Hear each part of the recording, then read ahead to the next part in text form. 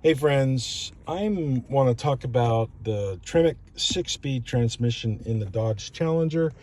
Right now I'm parked on a slight incline, facing forward. The front end's lower than the rear, and I left it in reverse and the engine is off. I wanted to illustrate two things that, one thing that might happen. The second thing won't happen until I get driving it, which I won't be for a couple of minutes. But going into second gear, underway, sometimes doesn't always engage. It just kind of, you think it's in and it's got just a little bit more to go and it clicks into gear. But if you think it's in, you let off the clutch, you get some gear grinding action.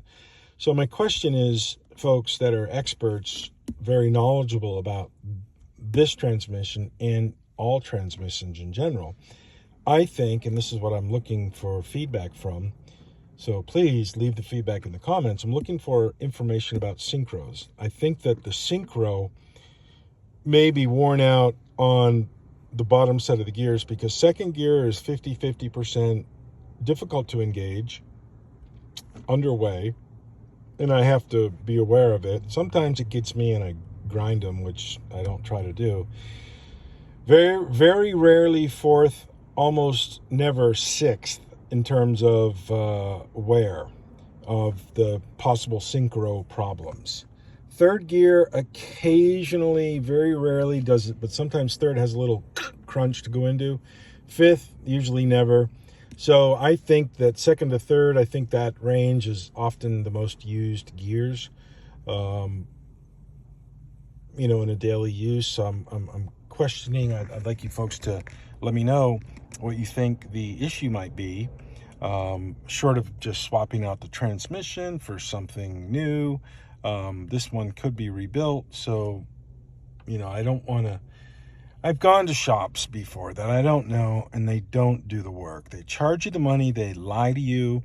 I had my Avalanche transmission rebuilt years ago, and they just flat out lied to me. Told me they put the auxiliary oil cooler in the front, which they did not do. The only thing they did was spray the original one a little bit of silver to make it look new.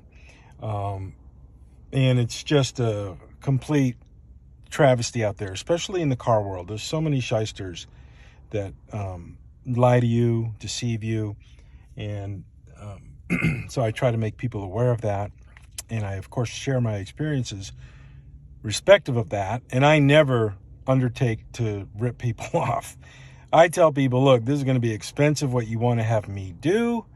And half the time they say, okay, do it. And half the time they bitch as we get into it, many months into it.